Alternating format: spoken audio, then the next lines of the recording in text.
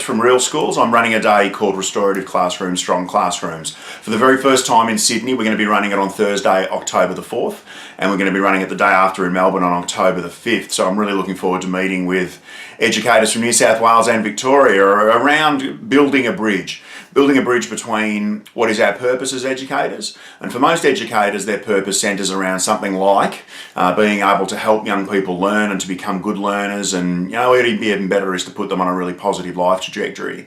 But the problem is that we've got is a gap between that purpose and our practice, which means that sometimes we feel distracted by all of the compliances, all the paperwork, all the workload, all the issues with parents, all the student behaviour problems that might be getting in the way and stressing us such that we don't fulfil our purpose more adequately. That's what this day is all about.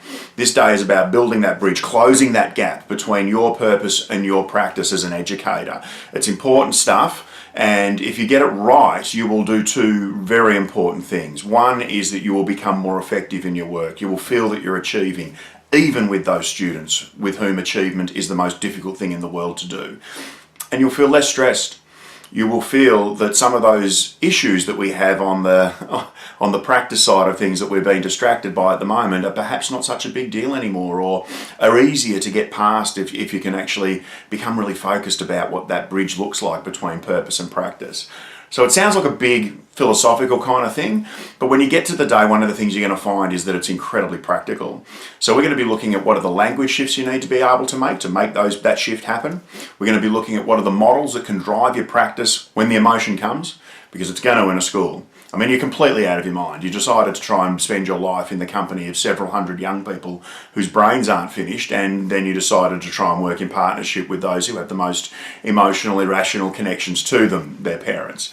So we need to help you to be able to know what to do when the pressure of conflict and when the pressure of inconsistent behaviour comes along. And if we prepare for that, we can actually start to make really smart decisions that look far more like responses than they do reactions in those moments. And we're going to get really practical about that. We're going to get our hands dirty, and we're going to provide you with many opportunities to know some new things, to think some new things.